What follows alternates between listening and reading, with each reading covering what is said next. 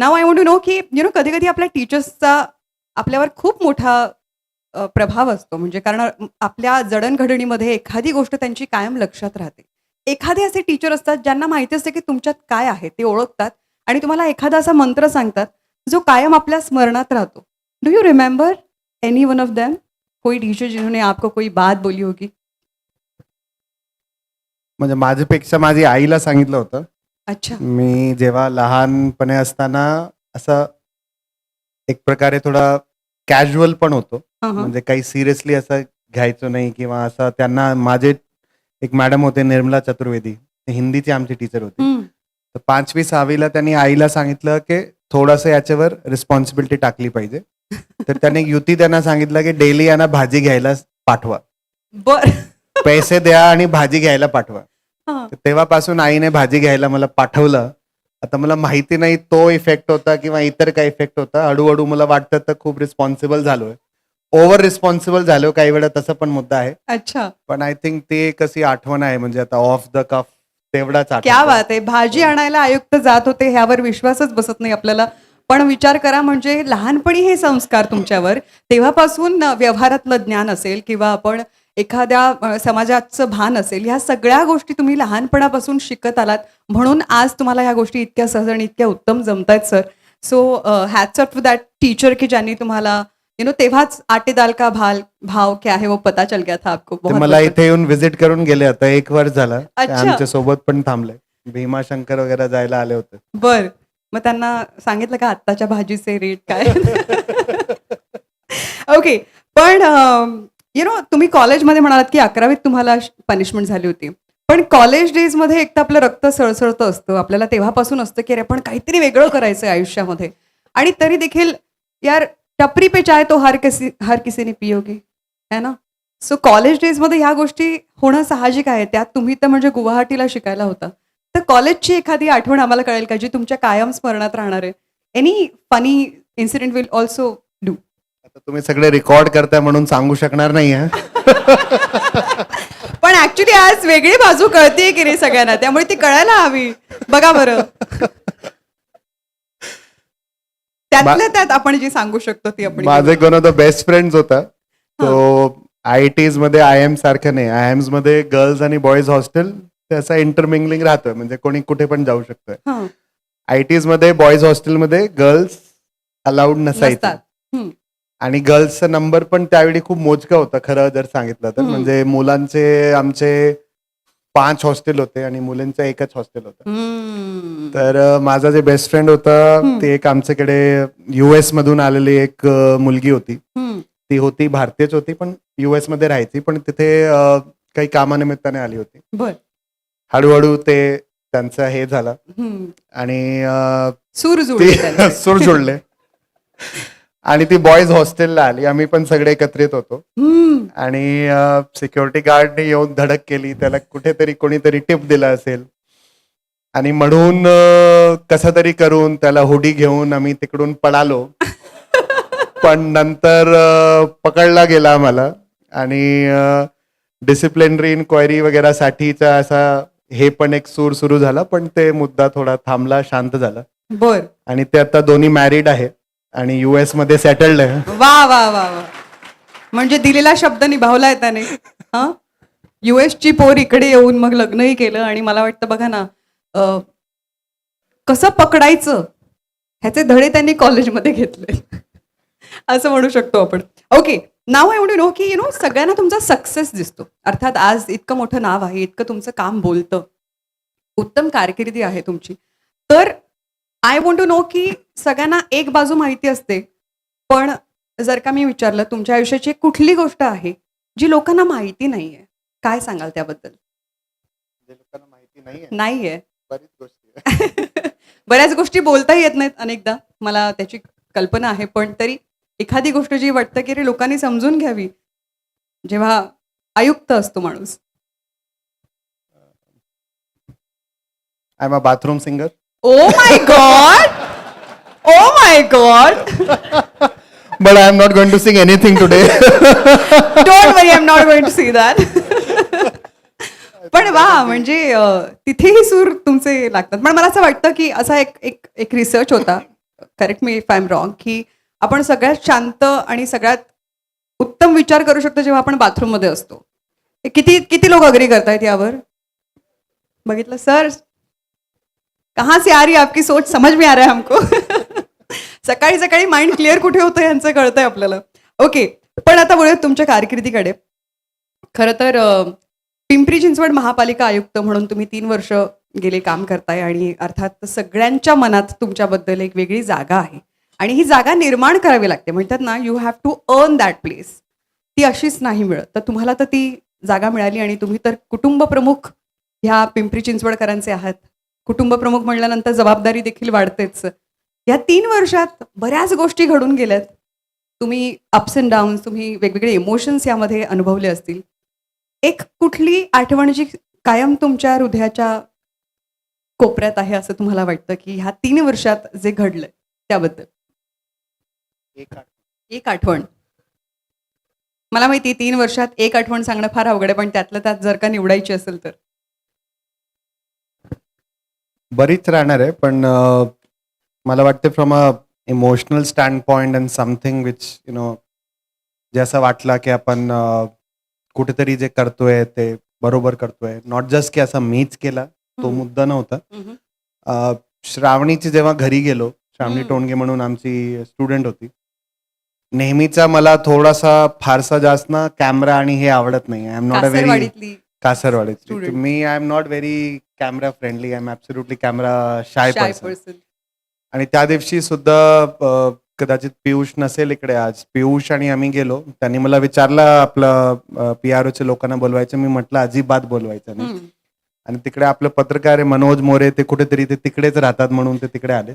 ते सगळ्यानंतर हे झालं ते झालं, ते वेगळा मुद्दा झाला. पण जेव्हा श्रावणीच्या घरी गेलो तेव्हा खरं असं म्हणजे हे एक छान वाटलं की कुठेतरी आपण PCMCचे याचे मार्फत जे काही आपण सगळं घडतंय, जे काही जशी आपली शाळा आहे, जे काही आपण PCMCची शाळांच्या मार्फत मुलांना जे काही एक व्यासपीठ आणि हे सगळं जे त्यांना देतोय, तर तो एक कुठेतरी पोच पावती एक प्रकारे होती. आणि पुन्हा मी सांगतो, असं नाही की श्रावणी माझ्यामुळे घडली, अजिबात तसा काही मुद्दा नाही. पण जे एज्युकेशनवरचा जे काही सगळा फोकस ठेवला आणि जे काही सगळं त्याच्यामध्ये म्हणजे 2-3 वर्ष सातत्याने मी काम करत आलोय. प्रदीप पण इथे बसलाय, त्यांनी पण खूप काम त्याच्यामध्ये केलंय.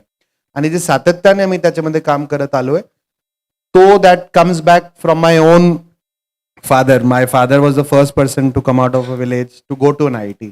तो पण म्हणजे he is from IIT Roorkee. Yes. आणि तेव्हापासून म्हणजे असं डोक्यात एक आहे की education is one thing that will, म्हणजे आज सकाळी पण एक प्रोग्राम होता तिथे पण मी तेच सांगत होतो की education is one thing which will hold you in good stead always in life. Correct. Wisdom आणि एज्युकेशन मध्ये पण फरक असतो, पण एज्युकेशनच्या मार्फत सुद्धा तुम्हाला विजडम येत आहे. So I think that was just one thing and it felt good. म्हणजे कुठेतरी एक असा वाटला की आपण एक करेक्ट डायरेक्शन मध्ये आहोत. आणि क्या आय बात थिंक है. That is something that will you will carry forward. I know. Otherwise तर ठीक आहे, प्रोजेक्ट पण करतोय आपण, काही चांगले राहतात, काही हे राहतात. But I think it's always the human touch and human emotion which you will carry forward definitely. 5-10 years. आणि तुम्ही लर्निंग, स्कूलिंग अशा बऱ्याच गोष्टी ज्या आहेत त्याने नव्याने सुरू केल्या. सो खरंच मला असं वाटतं की एक योग्य आयुक्त जेव्हा समोर असतो ना, तेव्हा येणारी पिढी पण घडते आणि ती पिढी घडवण्याचं काम तुम्ही इतक्या 3 वर्षांच्या कारकिर्दीत इतकं करून दाखवलंय. So hats off to him. I think we should all clap for him. आता मला जाणून घ्यायचंय की तत्कालीन मुख्यमंत्री श्री एकनाथजी शिंदे ह्यांच्या काळात तुमची नियुक्ती झाली आणि विद्यमान मुख्यमंत्री श्री देवेंद्रजी फडणवीस यांच्या नेतृत्वात तुम्ही काम केलं. आणि आपल्या सगळ्यांना माहिती आहे की ह्यावेळेस काय सिच्युएशन होती जी पूर्वी कधीच उद्भवली नव्हती. अशी एक डोलायमान स्थिती होती आणि ह्यामध्ये देखील तुम्ही दोघांच्याही गुड बुक्समध्ये आहात. हे इतकं सहज कसं काय जमतं तुम्हाला? How do you manage? कसं काय जमलं हे?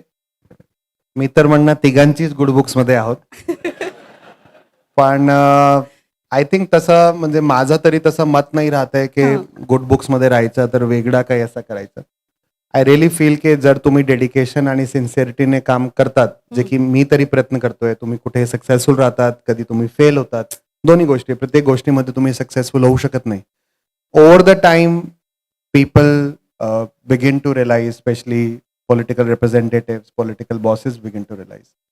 And there are problems everywhere. प्रत्येक माणूस असा नाही की 100% वेळी तो म्हणजे खूपच चांगला केला, कधी चांगला करतोय, कधी कमी चांगला करतोय वगैरे वगैरे.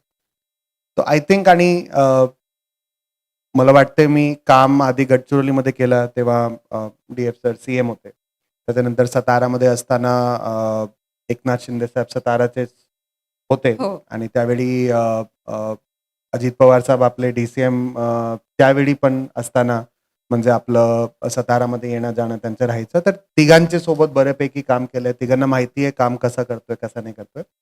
So I think that is what it is. Otherwise, there is no specific formula or other thing. मला वाटतं आपण आपल्या कर्तृत्वाने ओळखायला हवं आणि तेच तुम्ही करत आलात. त्यामुळे तुमचं काम जे आहे ते दाखवावं लागत नाही, ते दिसतं आणि म्हणून ते माणसाला पटतं आणि म्हणून तुम्ही इतक्या चांगल्या गुड बुक्समध्ये आहात सगळ्यांच्या. So it's a wonderful thing. पण कुठलाही IAS अधिकारी जेव्हा आयुक्त जेव्हा असतो तो स्वतःची ओळख निर्माण करण्यासाठी, स्वतःला सिद्ध करण्यासाठी म्हणून स्वतःचे प्रकल्प घेऊन येतो आधी आणि मग बाकीच्या गोष्टींकडे लक्ष देतो. पण तुम्ही मात्र अपवाद आहात, कारण ह्यापूर्वी आपले आयुक्त श्रावण हर्डीकर यांनी जे प्रकल्प सुरू केले होते तुम्ही आधी ते मार्गी लावलेत आणि मग स्वतःचे तर भरपूर प्रकल्प तुम्ही सुरू केलेत. पण हे सगळ्यांना जमत नाही. आणि एक्झाम्पल द्यायला गेलं तर वेस्ट टू एनर्जी हे देखील त्यांचा प्रकल्प होता जो तुम्ही पुढे नेलात.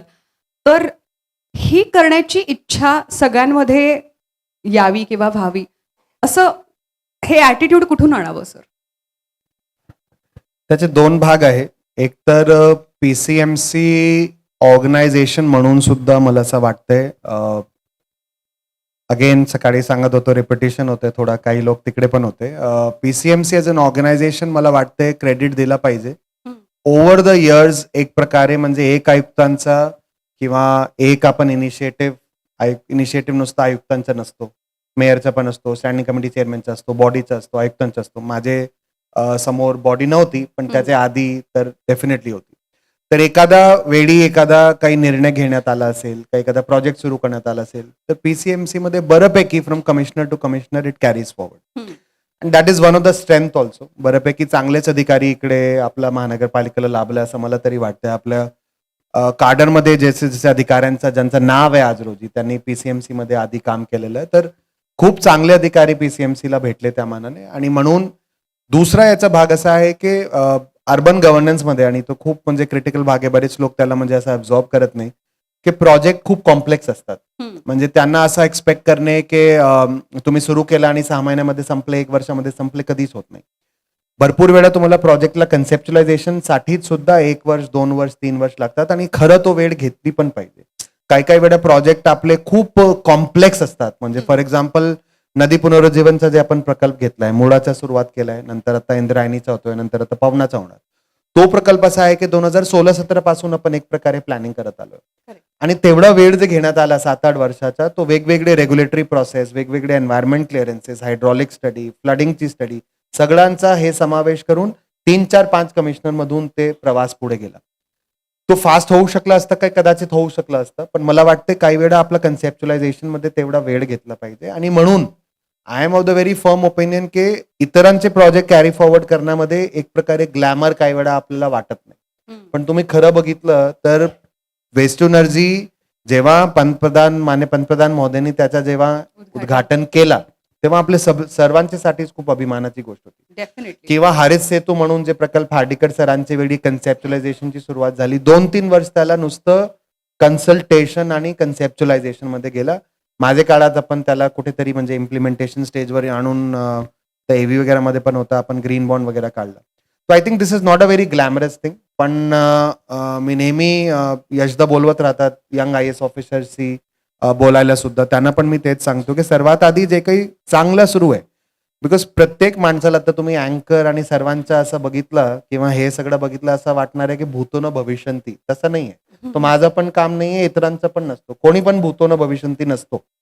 म्हणून जे काही आपल्या आधी आलं तो पण चांगलाच माणूस होता, ऍप्टिट्यूडने होता, IAS ऑफिसर आहे, ते चांगला हेतूने सुरू केला असेल तर त्याला एक कंटिन्यू करणं मला वाटतंय आपली सर्वात पहिली जबाबदारी असली पाहिजे. तो ग्लॅमरस ऑप्शन नाहीये, बिकॉज आपल्याला खूप चांगलं वाटतं मी हे सुरू केलं, मी हे सुरू केलं, मी हे सुरू केलं.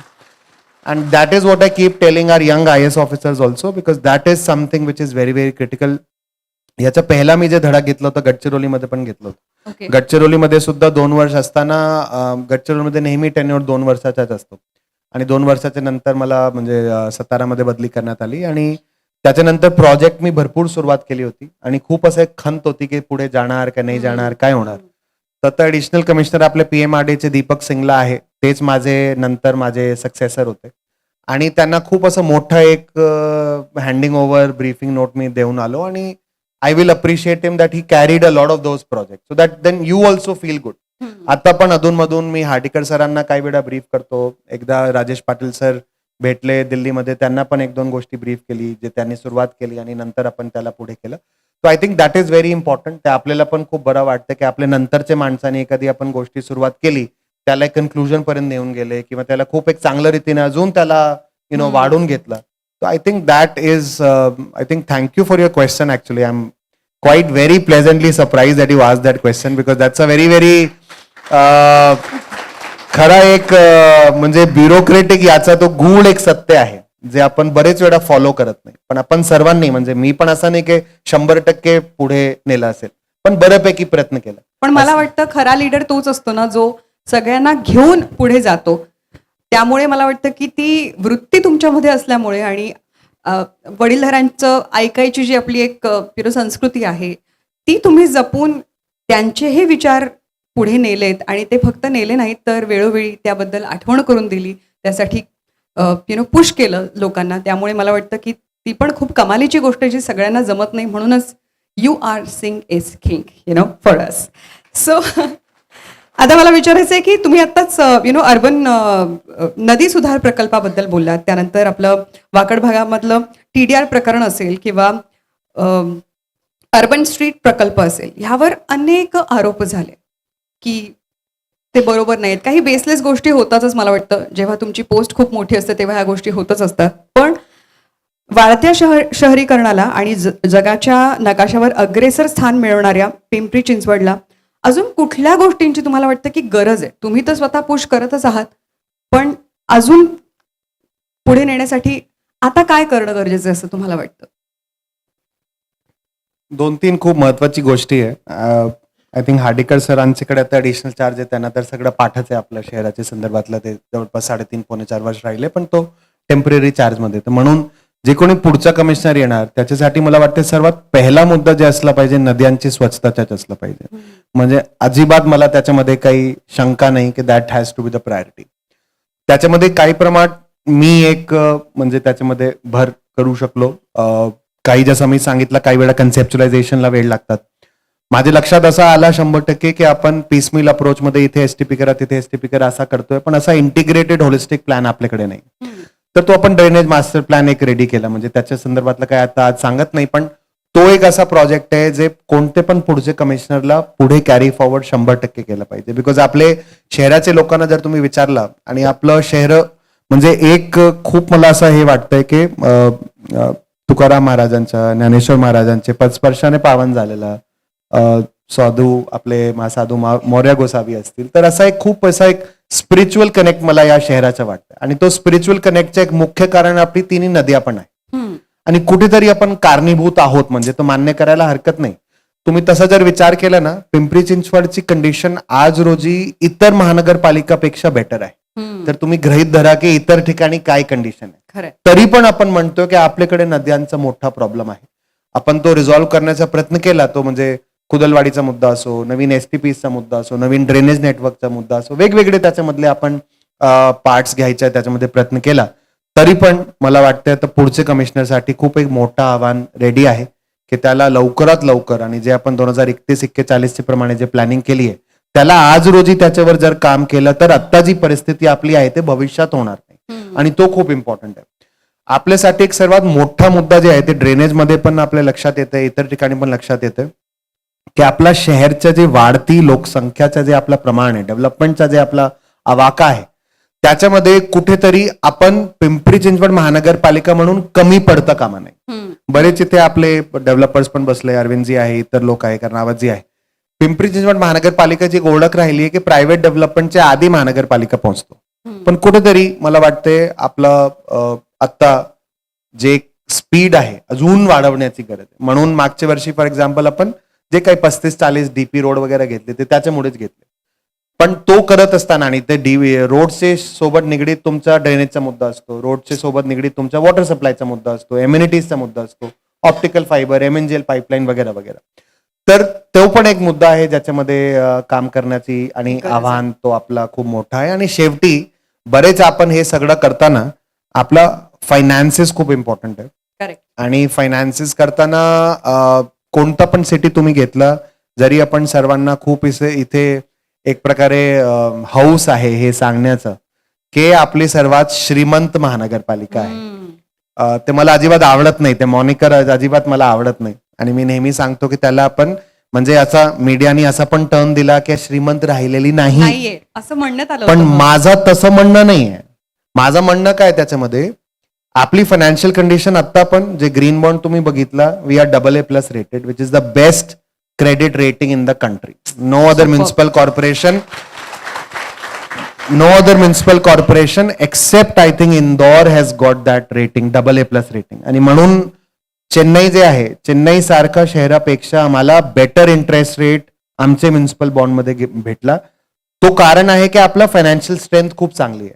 पण एकच मुद्दा आहे की आपले आजचे जे आपले शहरवासी आहे त्यांची जी अपेक्षा आहे, त्यांची अपेक्षा आता 20 वर्ष जुनी सारखी नाही आहे. 20, 25, 30 वर्ष आधी तुम्ही जे काही दिलं ते असं वाटायचं खूप चांगलं दिलं. आता लोकांचं जे कंपॅरिझन आहे ते तुमच्या शेजारची शहराशी नाही आहे. त्यांचं कंपॅरिझन सोशल मीडियावरून London, New York, Paris, Mumbai, Delhi, Indore त्यांच्याशी आहे. म्हणून जर त्याला आपल्याला तोंड द्यायचं असलं तर आपल्याला ती फॅसिलिटी लोकांना देणं गरजेचं आहे जे शहराला पुढचे 5 वर्षामध्ये गरज आहे. आम्ही बरेच वेळा काय करतोय, ती फॅसिलिटी आज रोजी देतोय जे 10 वर्ष आधी गरज होती. पिंपरी चिंचवड नाही, प्रत्येक शहराचा अमुक आहे.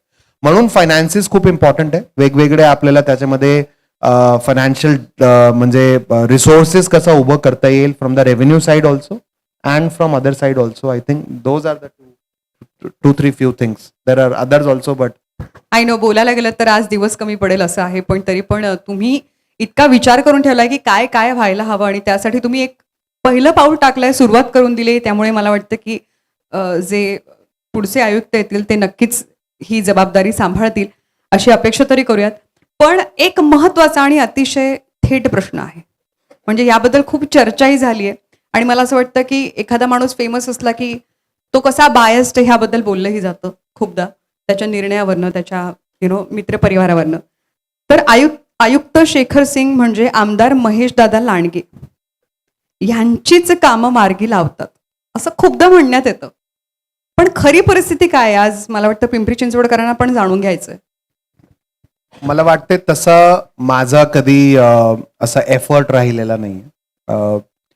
एक गोष्टी 100% की आपल्या शहराचा जर वाढता भाग आपण बघितला तर तो वाकड पासून चरोलीपर्यंत जे C सेक्शन मी नेहमी म्हणत राहतो तो म्हणायला हरकत नाही. जे कोर सिटी आहे ते बऱ्यापैकी डेव्हलप्ड आहे, बऱ्यापैकी एम्युनिटीज आहे.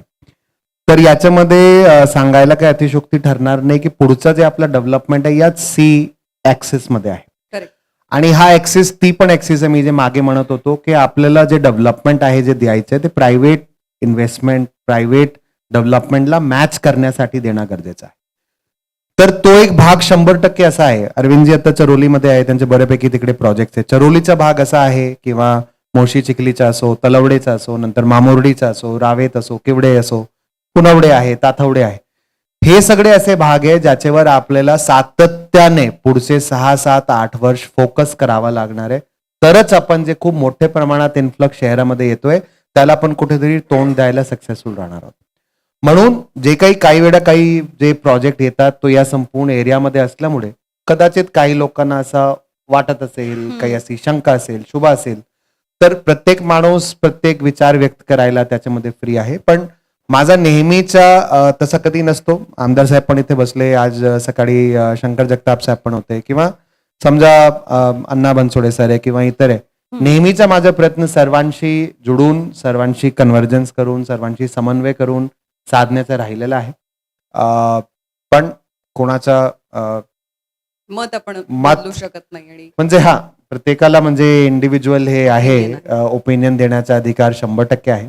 तर त्याला आपण फारसा काही हे करू शकत नाही. पण आधी पण आत्ता पण याचे पुढे पण नेहमी माझा प्रयत्न असाच राहतो की आपलं त्याच्यामध्ये सर्वांशी समन्वय राहिला पाहिजे आणि सर्वांशी जर समन्वय राहिला नाही तर आपण त्याच्यामध्ये काम चांगल्या रीतीने करू शकणार नाही. करेक्ट. आणि मला वाटतं तुम्ही जसं म्हणालात की साथ देणारी माणसं जर का आपल्यासोबत असतील तर आपण पुढे जाऊ शकतो, पुढे ती गोष्ट नेऊ शकतो, त्यात कन्सिस्टन्सी ठेवू शकतो.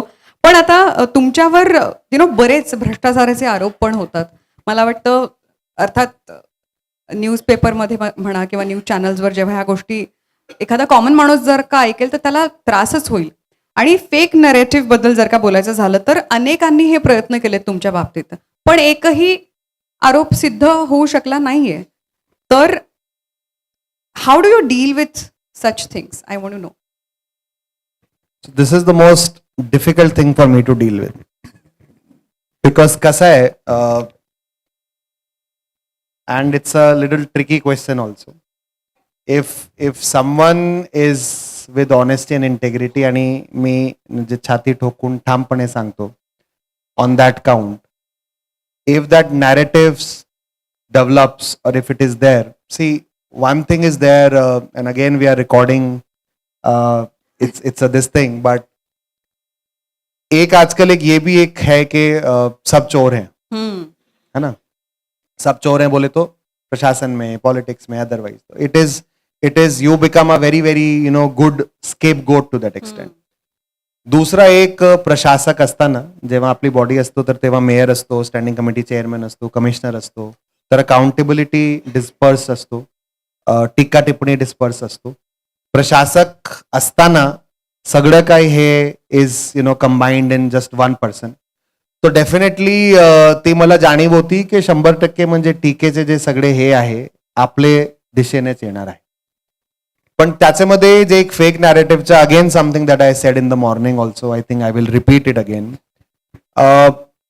देर is a particular cross section not just in this city, बरेच शहरांमध्ये आहे जे की आपल्याला मीडियाचे आपण भाग आहोत म्हणून सांगून बरेच वेळा एक असा एक हे चालवला जातो आज, म्हणजे एक आता 2-3 दिवसापासून चाललाय की आपला कर्ज 12,000 कोटीचा झालाय. म्हणजे कमिशनर 12,000 कोटीचा कर्ज लादून महानगरपालिकावर गेलेलं आहे, जेव्हा की आपलं कर्जाचं स्वरूप नुसतं ग्रीन बॉन्ड आहे. ग्रीन बॉन्ड एक प्रकारे कर्जच आहे, पण तो आपला स्टॉक एक्सचेंज मधला कर्ज म्हटला तरी हरकत नाही. तर हे 12,000 कोटीची फिगर कुठून येते मला कळत नाही. खऱ्या अर्थाने आम्ही नेहमी ऑफिसर्स असे एखादा काही याला फारसा जास्त म्हणजे मी तर वाचत पण नाही फ्रँकली. तुमचे सारखं इथे इकडे तिकडे कोणी सांगितलं तरच कळतोय. आम्ही कुठे सांगणार सर, आम्ही खरं ते बोलून. पण नेहमी मी तशी गोष्टी म्हणजे माझं नेहमीच आहे की त्याला वाचायच्याच नाही, त्याला मला फार जास्त लिफ्ट देण्याचाच म्हणजे हे नाहीये. बिकॉज नाहीतर अदरवाईज काय असतो की नेहमी officers we don't defend ourselves too much, because then it becomes sling match, one Correct. side saying something, other side saying something. So the best strategy I have realized, सुरुवातीला गडचिरोलीमध्ये होतो ना, पहिल्यांदा असं घडलं, खूपच जास्त मला म्हणजे असं झोपच आली नाही 3-4 दिवस. तसा मुद्दा होता. मला वाटला की मी असं काहीतरी असं हे देतोय काय की माझ्यावर असा टीका आणि आरोप होतोय. हळूहळू थोडं थिक स्किन झालो, पण तेवढा थिक स्किन अजून झालेलो नाही. खूपच 100% थिक स्किन झालो की नोकरी सोडलेली बरी राहील म्हणजे सिव्हिल सर्व्हिस, पण अजून तेवढं थिक स्किन मी झालेलो नाही. म्हणून it effects, it impacts, but I think somewhere that fake narrative or somewhere those things will need to be countered in the future in form of a defamation, in form of something else. आता भारताच्या बाहेर एवढा हे सांगणं खूप सोपं नसतो, माणूस लगेच कोर्टाला जातो बिकॉज मी सांगू शकतो की तुम्ही प्रूफ द्या मला ABCD जे काही तुम्ही काय सांगता. But anyway I don't get affected much on that. I really feel के आपला काम करत राहिला पाहिजे. लोकांना बऱ्यापैकी कळतंय, कळत नाही असा अजिबात मुद्दा राहत नाही. आणि पण there are something that you can control also. But then for that do you binge watch? काय करता तुम्ही वेन यू आर स्ट्रेस्ड आणि जसं कॉमन माणूस जातो आणि टेलिव्हिजनच बघेल बाबा, किंवा जाऊन एक्सरसाइज करेल किंवा मित्रांमध्ये बसेल. What is your fund of getting out of that stress? My simple funda of that is my wife, who never lets me discuss office the moment I enter home. Oh, I cannot discuss anything official. And सुरुवातीला irritating वाटायचं, पण आता 10 वर्षाच्या नंतर वाटतंय की त्याच्यामुळेच sanity maintain करू शकलोय. ऑफिस वेगळं घर ते वेगळं. ऑफिस वेगळं आणि घर वेगळं. आणि घर गेल्यानंतर बरेच गोष्टी असतात. म्युझिक खूप ऐकायला मला आवडतोय. music really- music is one thing, reading is one thing. Binge watch मी फारसा जास्त करत नाही, बिकॉज माझी एक सवय आहे की एकदा सुरू केला की त्याला संपवायचाच एखादी म्हणजे- सिरीज रात्रभरात जागून केली असणार आहे. म्हणजे केलं binge केलं watch. रॉकेट बॉईज केला, पंचायत केलाय, पण म्हणजे खूप पलीकडे त्याच्याकडे जाऊन मी फारसा बघत नाही, बिकॉज नाहीतर otherwise it has to end and the whole night goes. Yes. So that is why I don't pick it up. माझे काही फेवरेट 2-3 सिरीज आहे त्यांना लूपवर, म्हणजे ते तर चालले, संपला तरी फरक पडत नाही. That I keep watching. I been watching them since college days. तो College चालू days. आहे वो. चला, म्हणजे कुठेतरी स्ट्रेस बाहेर पडतोय आणि बायकोने काळजी घेतली की घरात ऑफिस येणार नाही. ही खूप चांगलं आहे. म्हणजे आता कळतंय की घरामध्ये खरं तर ऑफिसर कोण आहे, त्यामुळे त्यांचे रूल्स तिकडे फॉलो करावे लागतात. तर ओके, पण महाराष्ट्राच्या सांस्कृतिक आणि आध्यात्मिक वारकरी परंपरेमध्ये देखील आपण सहभाग घेतला. म्हणजे आषाढी जी आपली वारी असते त्या वारीमध्ये तुम्ही टाळ मृदुंगावर ठेका धरताना दिसलात. त्यानंतर तुम्ही स्वतः बैलगाडी काय चालवली. मला वाटतं आमच्या माऊलींचाच आशीर्वाद आहे का की तुम्ही आता आपल्या कुंभमेळ्याच्या इथे जाताय. बरं झालं कोणीतरी आठवण केली मला. तर म्हणजे तुमचं महाराष्ट्रावर जास्त प्रेम आहे आणि महाराष्ट्रातच मला वाटतं तुमचे 2चे 4 हातही झालेत. महाराष्ट्रातच तुमचे 2चे 4 हात झालेत ना.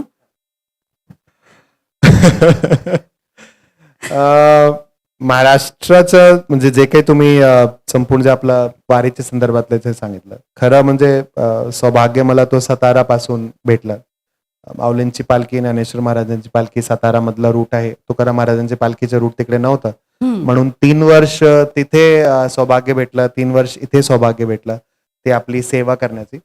आणि ते अतिशयोक्ती नाही ठरणार आहे. तुम्ही जे म्हणतात, मी पण थोडा, I am also little bit, my family is also spiritually rooted. So I do believe in that entire spiritual background, spiritual context to the entire thing, that there is a divine intervention from various things. I was never supposed to come to PCMC. Suddenly सतारामधून transfer झाला आणि मी parachute इथे PCMC ला आलो. तर कुठेतरी एक divine intervention होतं आणि आता पण डिवाइन इंटरव्हेन्शन नाशिक कुंभमेळा कमिशनरच्या रूपाने आहे. And by God's grace will try to do it with as much sincerity, as much commitment as possible. Definitely. तुम्ही जसं म्हणालात की तुमच्या मागे जर का माऊलींचा आशीर्वाद आहे तर तुम्ही कुठेही गेलात तरी तुमच्या मार्गी सक्सेस तर आहेच, कारण तुमचं काम ते कायम बोलत असतं. आता मला हे विचारायचं आहे की आता अर्थात आम्हा सगळ्यांना माहिती की पिंपरी चिंचवडकरांसाठी तुम्ही सिंगीज किंगच आहात आणि कायम राहणार आहात. आज तर किंग दिसताय, पण छान दिसतोय तो फेटा वगैरे एकदम. सो कुदळवाडीतलं जे अतिक्रमण होतं ते भारतातलं सगळ्यात मोठं अतिक्रमण म्हणायला हरकत नाहीये आणि अशा वेळेला तुमची सगळीकडे चर्चा होती. मला वाटतं राजकीय पातळीवर महेशदादांची चर्चा होती, तर शासकीय पातळीवर तुमची चर्चा होती आणि हजारो एकर अतिक्रमण हटवणं, you need guts for that. आणि अर्थात त्यासाठी कोणी काही करू शकलं नाही. तर हे कसं, how do you manage doing this? कधी धमक्यांची, कधी अशा गोष्टींची भीती नाही का वाटत तुम्हाला? I think support from the topmost authority in the state is very, very critical. And once that comes, I think ते निर्णय घ्यायला सोपा होतो. त्याच्यामध्ये एक प्रामुख्याने उल्लेख CP सरांचा पण मला करावा लागेल आणि आपला PCMC आणि CP ऑफिसचा जे चांगला कॉर्डिनेशन, CP सर आणि माझा पर्सनली पण आमचा खूप चांगला सुरुवातीपासूनच जुळलेला होता. आणि तो जो एक रोल दोन्ही डिपार्टमेंटनी मिळून जे काही आपण केला, वी वर सक्सेसफुल इन म्हणजे totally doing it also and doing it without any law and order, because that is the most important thing. Law and ऑर्डरचा काही प्रॉब्लेम झाला नाही पाहिजे, कोणाला काही इंजरी, कोणाला काही असा म्हणजे तशी क्षती from a human point of view झाली नाही पाहिजे. लोकांच्या ऑफकोर्स जोडधंदेला वगैरे वगैरे ते क्षती पोहोचली असेल, त्याच्यामध्ये काही दुमत नाही. पण सिटीच्या दृष्टीने, लॉंग टर्म प्लॅनिंगच्या दृष्टीने, नद्यांच्या प्रदूषणच्या दृष्टीने, एखादं काही वक्ते पण बोलले, एअर पोल्युशनच्या दृष्टीने, I think sometimes you have to take those strong steps. And I would give absolute credit again to the topmost authority in the state for backing us up, for standing there absolutely strongly in spite of various others जे काही आपले pressures आणि हे आले असतील. आणि त्याच्यामध्ये माझा पण इंटेंट एक क्लिअर होतं की पिंपरी चिंचवड शहरची ओळख जे एक प्रकारे कुदलवाडीमध्ये जे प्रामुख्याने जे भंगार व्यवसाय जे होता कधीपर्यंत तशी ओळख आपल्याला ठेवायची. म्हणजे आपण नेहमी म्हणत राहतो IT city 21st century city. जेव्हा ते कुदलवाडी आपल्याकडे बसलं तेव्हा खूप म्हणजे दशकांआधी बसलेलं. तेव्हाचे आणि आत्ताचे पिंपरी चिंचवडमध्ये काहीतरी फरक पडला पाहिजे, काहीतरी हे असलं पाहिजे. आणि जस्ट त्याला कंटिन्यू करायचं बिकॉज एखादी इलिगल गोष्टी 30-40 वर्षापासूनची आहे तर ते कुठेतरी चुकलेला संपूर्ण आपला मतप्रवाह आहे. Correct. आणि तो मतप्रवाहाशी मी अजिबात सहमत नाहीये. त्याचे कारण वेगवेगळे असू शकतात. म्हणजे त्याच्यामध्ये काही काही व्हेरियस प्रकारचे एलिमेंट्स होते, काही इतर गोष्टी होती. भंगार व्यवसायाचा खूप मोठ्या प्रमाणात आणि नुसता आपल्या शहराचा भंगार नाही, संपूर्ण रिजनचा भंगार. तर do we want to be a dumpyard for the waste of the entire region? I don't know. I don't think so. ती ओळख मला निर्माण करणं गरजेचं आहे. म्हणून आणि चिखली आणि जे काही कुदलवाडीचा जे परिसर आहे, तुम्ही पुढचा आपला भविष्याच्या पिंपरी चिंचवडचा विचार केला तर चाकण आणि जे सगळा परिसर जे वाढतोय त्या परिसरामध्ये आपला आता पुढचं शहराची वाटचाल म्हणजे ते पुढे शासन ठरवेल की तो नवीन महानगरपालिका काय PCMC किंवा जे काही असेल. म्हणजे मला काही त्याच्यामध्ये कॉमेंट नाही करायचं. पण ज्या प्रकारे शहरीकरण इंद्रायणीच्या पल्लीकडे सुद्धा वाढतंय पुढचे 10-15-20 वर्षामध्ये एक नवीन शहर निर्माण होतोय ते सांगायला काही अतिशयोक्ती ठरणार नाही. आणि त्यावेळी हा आपला जे भाग आहे चिखली कुदलवाडीचा तो एक प्रकारे त्या संपूर्ण एरियाचा सेंटर भाग असणार आहे. आणि म्हणून हे जे मोठ्या प्रमाणात जे काही आपला याच्यामध्ये आपण हे करू शकलो ते पुढची भविष्याची टाउन प्लॅनिंगच्या दृष्टीने खूप चांगला राहणार आहे. असाच एक आपण सेंटर पुनवडेमध्ये क्रिएट करण्याचा प्रयत्न केलाय. जे की आधी कचरा डेपो होता त्याला आपण DP मध्ये आता सेंट्रल बिझनेस डिस्ट्रिक्ट म्हणून घोषित केलाय. बिकॉज पुनवडे आणि त्याच्या पल्लीकडचा पण संपूर्ण भाग खूप मोठ्या प्रमाणात वाढतोय. जे आज रोजी आपण PMRD म्हणतोय पण उद्या एक नवीन सिटी तो PCMC मध्ये बाहेर असो ते काही वेगळा मुद्दा, तो शासनाचा निर्णय, माननीय मुख्यमंत्री महोदयांचा निर्णय. पण तो अगेन तो एक भाग मोठ्या प्रमाणात होतो. तर असा एक मागची संकल्पना अशी होती की कसा एक सेंटर क्रिएट करायचं which can become job creating centre but not job creating to the extent की काही इलिगल बिझनेस चाललाय की भंगारचा बिझनेस चाललाय. आता ग्लोबल कॅपेबिलिटी सेंटर संपूर्ण जगभरात आपले जे आहे, Bharat is the main centre for GCCs. H1B विजा जे आता US मध्ये सगळा प्रॉब्लेम आहे, GCC अजून आपल्याकडे वाढणार आहे. So at that point of time, Pimpri Chinchwad should be ready to be a destination for global capability centers, and I think with this thing we can become that destination. आणि so I think that is the whole answer. आगे की सोच है sir आपकी और इसीलिए PCMC हमेशा ही आगे रहा है. मे इट कम्स टू उद्योग नगरी, कामगार नगरी, स्मार्ट सिटी आणि आता मेट्रो सिटी. मला वाटतं प्रत्येक ठिकाणी पिंपरी चिंचवडकर जे आहेत ते आता ते अभिमानाने पुढे जात आहेत. पण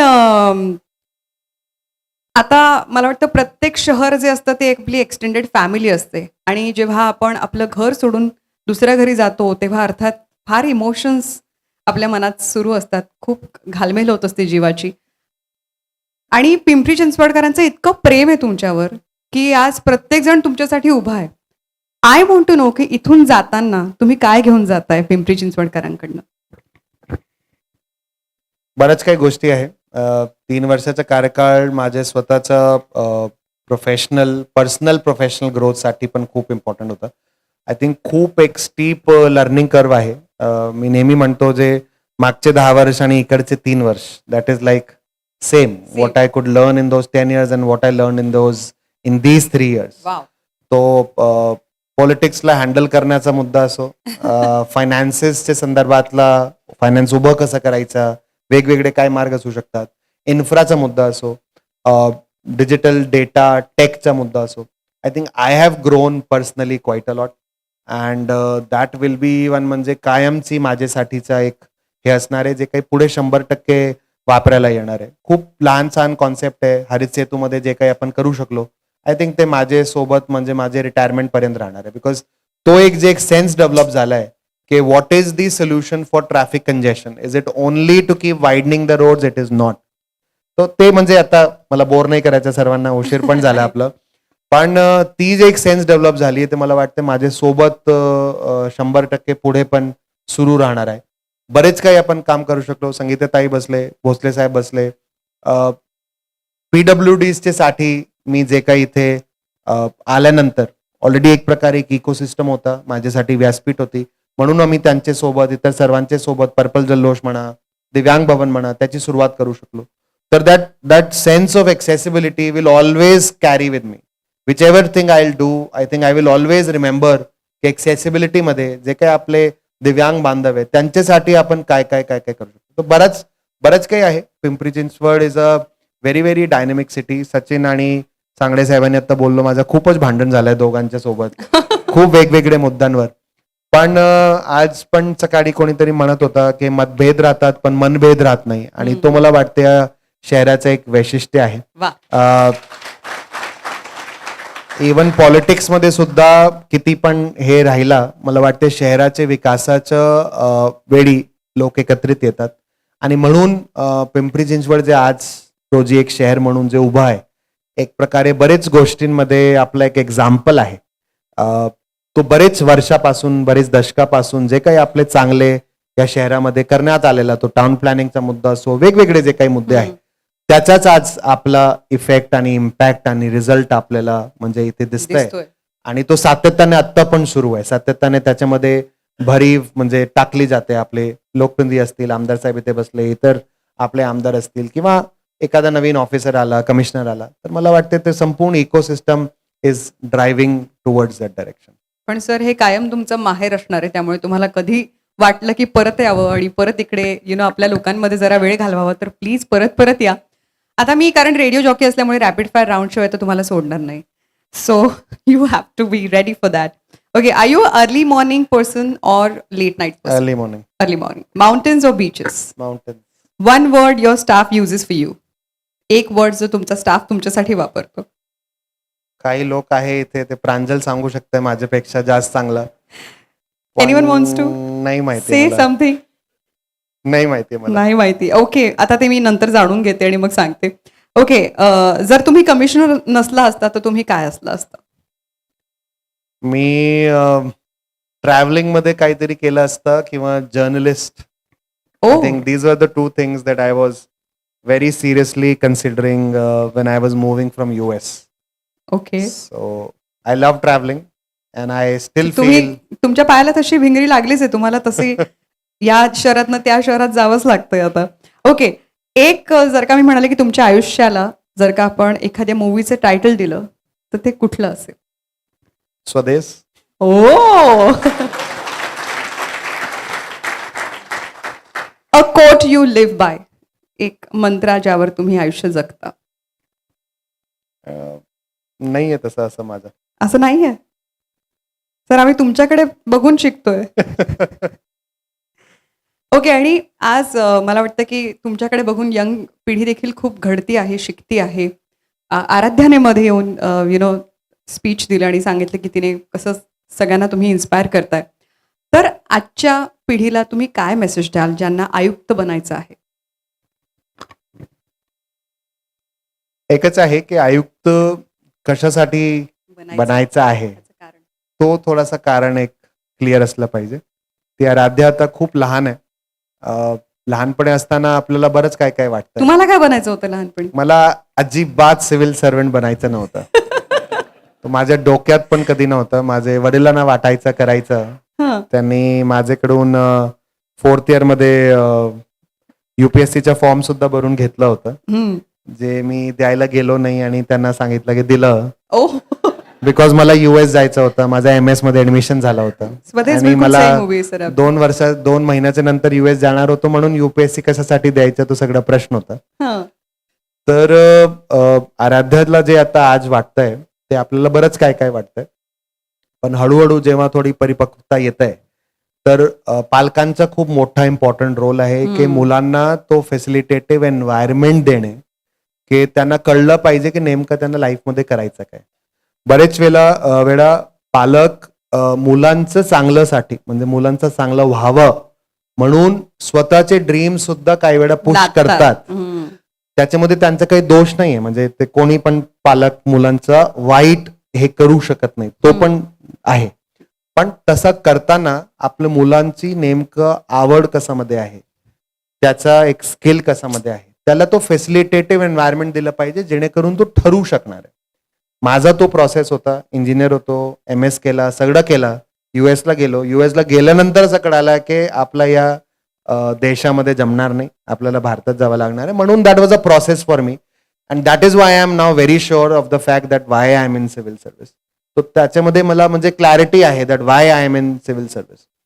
तो क्लॅरिटी एक असणं गरजेचं आहे. फक्त तेवढाच मी जे काही सगळे आपले युथ आहे त्यांना तेवढाच एक सांगणार आहे की नेमकं कशासाठी तुम्हाला करायचंय. सिव्हिल सर्व्हिस करायचंय. म्हणजे आई म्हणताय, बाबा म्हणताय, कोणीतरी मित्र मंडळी तिकडे गेली आहे, किंवा खूप चांगलं असं वाटतंय की गाडी आहे, असं आहे, तसं आहे.